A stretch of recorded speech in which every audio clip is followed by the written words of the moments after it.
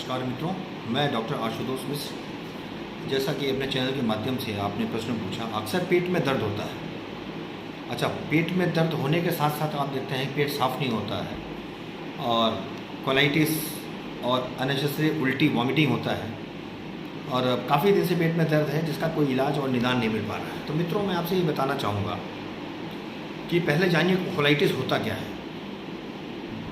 Colitis होने का तात्पर्य यहाँ पे है, जब आप कोई भोजन आहार कोई आप लेते हैं तो आहार लेने का मतलब वहाँ पे होता है कि यदि आपने भोजन किया, भोजन करने के पश्चात लेते हैं चबा के खाना चाहिए। एक बोलस कम से कम नॉर्मल 15 से 20 बार कम से कम उसको बैठ करना चाहिए, चबाना चाहिए।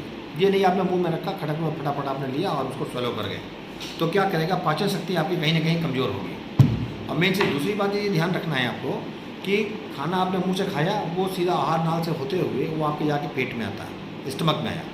स्टमक के बाद आपने देखा कि वहाँ पहुँचने के बाद में वहाँ पे एवलाइज होती, खाना पचने का काम वहीं से प्रारंभ हो जाता है।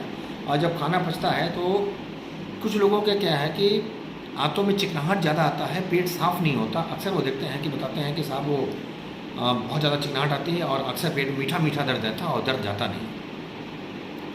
दर्द न जाने का दो मेन कारण होते हैं मित्रों, आप ये जान लीजिए कि उसको कहीं न कहीं कोलाइटिस की प्रॉब्लम अर्थात बड़ी आंतों में सूजन आ रही है। अब जो भोजन वो पेट में पहुंचा था तो वहाँ से सीधा निकल करके आपकी छोटी आंतों में जाता है। छोटी आंतों के बाद सीकम और यह सब वहाँ पे जाके, क्योंकि वो सॉफ्ट कोमल और मुलायम होती हैं, उसके अंदर विलाइज होते हैं जो खाने को पचाने का काम करते हैं। अब वो काम करते करते धीरे धीरे आप देखेंगे कि खाना फूड पहुँचता उसमें जितने भी गैस्ट्रिक जूस, ये जूस, पैंक्रेटिक जूस, 5 प्रकार के जूस होते हैं, सब वो आपस में करके खाने को डाइजेस्ट करके हलक से निकल उतरा हुआ चीज़ वो सीधा क्या होता है कि जो पाचन शक्ति है वो आपके पेट के अंदर होता है। उसके बाद तो उसको मिट्टी और मल में परिवर्तन हो ही जाना है। दूसरी बात, जो चिकनाहट आती है तो उसमें आपने देखा कि अभी हम ट्रीटमेंट में बताएंगे कि उसमें ऐसे व्यक्ति को छाछ अर्थात मट्ठा और वेज जिसको आप लोग बोलते हैं, और फलों में अनार आपका बेस्ट होता है। कच्चा अनार, अनार के दाने जो होते हैं उसको आप उसका जूस पीते हैं अलग बात है, लेकिन उसका जो पल्प होता है उसको भी चबा के खाने से आपका मैदा साफ़ होता है। और साथ में सत्तू का प्रयोग करें, चने का उपयोग करें, जिसके कारण से पेट में राहत मिलती है। और इस कारण से आप देखते हैं कभी कभी क्या होता है कि ब्लीडिंग स्टार्ट हो जाती है, जो लैट्रिन रास्ते से आप देखें स्टूल में मिक्स होकर ब्लड आने लगता है। तो जो ब्लड आ रहा है इसका मतलब कहीं ना कहीं वो अल्सरेटिव कोलाइटिस बन रहा है। बॉडी देखेंगे पार्ट के अंदर, जो कि आप जांच के द्वारा पता चलता है कि ऐसा तो नहीं आंतें डैमेज हो रही हैं। यदि आंतें डैमेज हो रही हैं तो उसका मतलब है कि आपके इंटरनल जो इंटेस्टाइनल प्रॉब्लम है उसमें कहीं ना कहीं परफोरेशन या फिर कुछ ऐसी दिक्कतें आ रही हैं जिस कारण से आपको परेशानी हो रही है। मेन चीज़ क्या है कि आपका उसको मीठा मीठा दर्द होना, पेट में मरोड़ मारना, एक कुचन सा दर्द होना, मतलब कि चुभन होती है। जब चुभन सी होती है इसका मतलब है कि पेशेंट बेचैन रहता है और बार बार डॉक्टर के पास भागता है, अपने समाधान के लिए वो तड़पता रहता है, उसको समाधान नहीं मिलता है। मैं आपको बता दूं कि आंतों का इन्फेक्शन जब आता है तो वहाँ पे आप समझ लीजिए कि पेट में दर्द रहेगा, मल साफ़ नहीं होगा, इन्फेक्शन धीरे धीरे बढ़ता जाएगा और पेशेंट का समय खराब होता है। एक बात और बता दें आपको, कोलाइटिस जो आपका पेट का जो मर्ज है, 60% लोगों को जब सिग्मोइडल रेक्टम इन्फेक्शन आता है उन बेचारों को पता ही नहीं चल पाता कि हमें बीमारी क्या है। वो सोचते हैं हमारी जन्मजात बीमारी, आज साफ हुआ, कल हो जाएगा, परसों हो गया, हमने ताकत लगा दिया, इस कारण से ब्लड आ गया ना। उसको आपको ध्यान रखना है कि अगर कोई दिक्कत आई अपने डॉक्टर से परामर्श लें और ध्यान दे करके आप ध्यान रखें कि आखिर किस कारण से आगे प्रतिरोधक क्षमता भी कहीं कम हो रही है।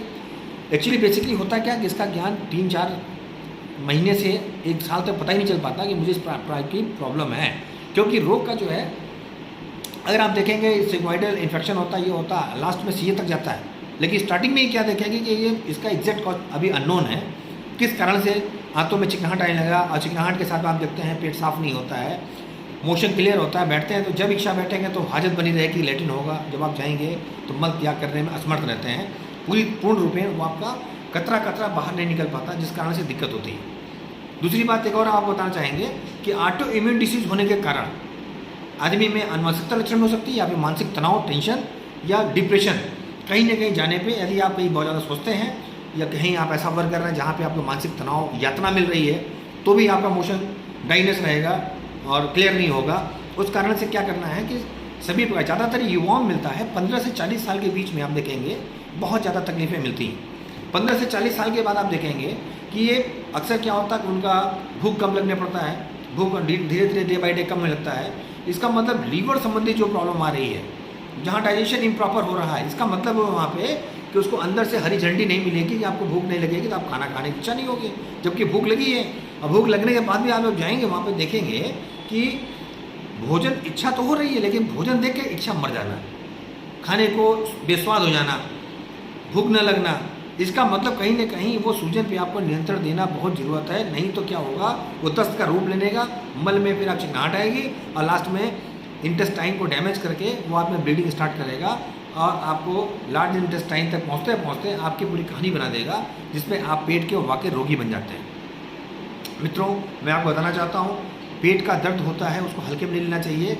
ये दर्द, लोग उसको सोचते हैं पेट ही दर्द तो है, लेकिन उसी दर्द में आगे चल के आप विशाल का एक प्रकार का आप वो बना देते हैं जिससे लगने लगता है कि वाकई डिसीज़ धीरे धीरे धीरे करके एकत्रित होकर के 1 साल 2 साल 3 साल में अपनी जगह बना लेता है। फिर क्या होता, इंटेस्टाइनल परफोरेशन चांसेस होते हैं। इसमें कुछ जांचें होती हैं, जांचें मतलब कोल्डोस्कोपी होता है, पहले अल्ट्रासाउंड कराया आपने, अल्ट्रासाउंड से कभी कुछ चीज़ निकल के आई। अभी इन्फेक्शन कहीं ज़्यादा है तो अल्ट्रासाउंड भी वहाँ तक नहीं पहुँच पाता, तो वहाँ पे हम लोग क्या करते हैं, कुछ मुंह के द्वारा एक पाइप डालते हैं, उसको बोलते हैं एंडोस्कोपी। उसमें बेरियम बिल डाल के वहाँ से कन्फर्मेशन कर लेते हैं कि वाकई है कि वहाँ प्रॉब्लम है कि नहीं है। तीसरी बात क्या होता है मित्रों कि एंडोस्कोपी के बाद एक होता है कोलोनोस्कोपी, जो कि मल के द्वारा नीचे से पाइप डाला जाता है और उसमें कैमरा लगा होता है, एक टीवी से अटैचमेंट होता है और टीवी के साथ में आप देखते हैं कंप्यूटर के सेगमेंट से जुड़ा होता है। अब किस पार्ट में वो जा रहा है वहाँ पे कैमरा लगा होता है, तो उसके माध्यम से पूरा पता चलता है कि आपके इंटेस्टाइन आंतों में, मान लीजिए कि ये पाइप है, इस पाइप के द्वारा जहाँ पे भी इन्फेक्टेड है, परफोरेशन है, जहाँ जो कमज़ोर है, उस चीज़ को आपको ज्ञात है। यहाँ पे कभी कभी लूप ऐसे बंद करके आपने देखा ऐसे गांठ बन जाता है और जब उसमें खिंचाव पड़ता है तो यहाँ पे इंटेस्टाइन ऑब्स्ट्रक्शन हो जाता है। इस टाइप से ये देख रहे हैं ना, ये खिंचाव से एक गांठ बन जाती है, जो होता कुछ नहीं। अब लूप ने धीरे से क्या मेडिसिन के द्वारा आपने निकाल दिया, ये बाहर निकल गया और फ्री हो गया। तो डॉक्टर्स का मेन काम है, नहीं तो वहाँ पे कभी अगर उलझ गया, फंस गया तो सर्जरी भी हो सकती है। तो वहाँ पे ऐसा होता है, डॉक्टर ने कहा कि सर्जरी एडवाइस तो कैसा आप लोग तो पेट दर्द में सर्जरी बता रहे हैं। तो उस कंडीशन में अगर ये आपको इन्फेक्शन है, कुछ प्रॉब्लम है, उस प्रॉब्लम को समझने का प्रयास करें, डॉक्टर के बारे में बात समझें। अगर वो जांच करना है, कुछ डॉक्टर अपना अनुमान लगाता है, कुछ बातें ऐसी होती हैं जो आपको जांच के द्वारा पता चलता है। नियम संयम के हिसाब से देखेंगे, आप प्रॉपर योगा करें और एक प्रकार से इसमें कुछ एक्सरसाइजेस भी हैं, जैसे एरोबिक डांस हो गया। एरोबिक डांस में क्या, कमर का, पूरा हाथ का, बदन का, पूरे बॉडी का, मसल्स का वो लहर मारना, डांस करना, उसके कारण क्या एक कंपन होता है बॉडी में, उससे भी आराम मिलता है। व्यायाम करें, व्यायाम तो नियमित करें, क्यों व्यायाम और योगा जो आपका है वो जीवन का स्पेशल पार्ट है। पुराने ज़माने में लोग करते थे तो वो इसीलिए करते थे कि स्वस्थ, आज देखिए पुराने व्यक्ति जो है 100-100 साल से बड़े आराम जीवित हो जाते थे। आजकल के लोग 15 साल, 20 साल, 40 साल में आराम ढीले पड़ने लगते हैं। तो तीसरी बात क्या है कि आप स्विमिंग, पहले लोग स्विमिंग करते थे नली में, तालाब में, पोखर में और गंगा जी में और वगैरह वगैरह, जिनको स्विमिंग करना आता था। जो नहीं करते, स्विमिंग पूल है आपका, उसमें करिए। स्विमिंग करना भी एक प्रकार का बहुत अच्छा एक्सरसाइज माना जाता है। साइकिलिंग करना, साइकिलिंग में 2 प्रकार का होता है, एक साइकिल तो आप चला के आते हैं, एक घर में महिलाएं एक जगह स्टैंड अप साइकिल आता है, आप बैठ करके वहीं पे पुशिंग करें, उसमें स्पीडोमीटर लगा होता है, ये डेली समझ में आता है कितने किलोमीटर आपने साइकिल चला दिया। ज़्यादा नहीं, अगर आपने 20 से 25 मिनट, आधा घंटा भी आपने समय दिया तो मैं समझता हूँ साइकिलिंग में आपकी बॉडी सेहत सब अच्छा रहेगा।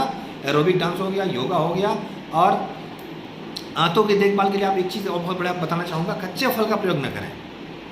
60% बीमारी को लाने वाला कच्चा फल होता है। तो लोगों ने देखा उसको धुला और ठीक से धुला भी नहीं और ना मुँह लगाया, खा लिया। खास तौर से होता है कोई फल ले रहे हैं, अमरूद ले रहे हैं, सेब ले रहे हैं, वो ले रहे हैं, तो कच्चे फल का प्रयोग जो बच्चे कर लेते हैं या पुरुष कर लेते हैं, कोई भी व्यक्ति करता है। मैंने आपको पहले बताया 15 साल से 40 साल की एज खास होता है जो इनमें इंटेस्टाइन प्रॉब्लम होते हैं, इनके ऊपर जिम्मेदारियाँ बहुत होती हैं घर की। बच्चे पढ़ने वाले हैं, उनकी प्रतिरोधक क्षमता कमज़ोर होगी, अनुवांशिक लक्षण अगर कुछ कारण आएंगे तो उसको प्रॉब्लम आएगी। तो इसका पूरा ध्यान रखना चाहिए। कोई चीज़ माँ बाप को भी, पेरेंट्स को भी ध्यान रखना चाहिए कि वो एक्टिविटीज़ क्या है उनके, ज़्यादातर देर तक मोबाइल का इस्तेमाल न करें और आहार औषधि पर विशेष ध्यान दें। नहीं अगर ध्यान देंगे तो फिर सर्जरी में आप जाना ही पड़ेगा। मैं डरा नहीं रहा हूँ मित्रों, लेकिन यह है कि सर्जरी का भी एलोपैथी में एक अपना पार्ट है। होम्योपैथी में आप देखते हैं कि आपने दवा औषधि द्वारा मेंटेन किया। तीसरी बात क्या होता है कि यदि भूख कम होता है तो अपने डॉक्टर से मिलें, संक्रमण न होने दें। और जो जांचें होती हैं, अल्ट्रासाउंड, एक्सरे, बेरियम बिल, आपका जो है होल एब्डोमेन है, अपर एब्डोमेन है, लोअर एब्डोमेन है, ये सब जांच कराने के बाद में इस निष्कर्ष में पहुंचते हैं कि आखिर प्रॉब्लम कहाँ पे है। तो सिग्मॉइड जब रेक्टम होता है उसमें हम करते हैं, सीकम होता है, अपेंडिक्स होता है, सारे मर्ज तो आपके पेट में ही है। तो वहाँ पे कुछ वेस्टिजियल पार्ट है, अपेंडिसाइटिस हो जाता है, तो उसमें आप देखते हैं अपेंडिक्स ऑपरेशन होता है जो कि वेस्टिजियल पार्ट है, अवशेषी अंग है, लेकिन ये कभी कभी बहुत परेशान करता है। और इंटेस्टाइन में परफोरेशन हो गया, पूरा पेट का ऑपरेशन होता है जिसको लेप्रोटमी ये तहत देते हैं। आप यहाँ से लेकर पूरा यहाँ से पूरा फाड़ देते हैं नीचे तक, उसको कट किया जाता है, उसमें करके हाथों को सुलझा करके देखना पड़ता है कहाँ पे डैमेज है, उस पार्ट को काट कर फिर उसको जोड़ दिया जाता है। ये कुशल सर्जन द्वारा होता है। और वैक्सीन वाले कोशिश करते हैं कि आप इसको जो है, तो आपको एक चीज़ बता दूँ कि भोजन और जो आप करें चबा के और उसको स्वाद लेकर के आप भोजन करेंगे तो वो काम इफेक्ट करेगा। तीसरी बात, पानी भी आपको कम से कम 8 से 10 ग्लास पर डे पानी पीना है। डिहाइड्रेशन न शरीर होने पाए, डिहाइड्रेशन तात्पर्य यहाँ पे यदि पानी की कमी होगी तो चेहरे में चमक और जबान सूखेगा। मेडिकल साइंस में आपने कहीं भी देखा है, आँख और जीभ का अगर सुखाव आ गया, इसका मतलब डिहाइड्रेशन आपकी बॉडी में आ गया। आँख के अमृतस्थल में भी जाएंगे तो आपका गीला रहेगा, जबान आपका सूखेगा नहीं। जबान सूखने का मतलब होता है कि vital part of the liquid आपकी बॉडी में कम हो रही, जिस कारण से आपको ये दिक्कतें आ रही हैं। मित्रों, वीडियो लंबा ना हो इस कारण से मैं यहाँ स्टॉप कर रहा हूँ और नेक्स्ट वीडियो पर फिर हम मिलते हैं। आप लोग स्वस्थ रहें, यही ईश्वर से कामना है। आप लोग किसी पेशेंट के अगर कोई मान लीजिए दीक होता है, इसका मल मूत्र है, आपको रेक्टम है, किसी प्रकार का तकलीफ है, या पता चलने के समय आप देखते हैं कि उसको छुपाते हैं, मर्ज को छुपाएं ना, अपने डॉक्टर से संपर्क करें, यथाशीघ्र आपको लाभ मिलेगा। नमस्कार, मैं डॉक्टर आशुतोष मिश्र आपके लिए तत्पर रहूँगा। आप प्रश्नोत्तरी करते रहें, मैं जवाब देता रहूँगा। नमस्कार।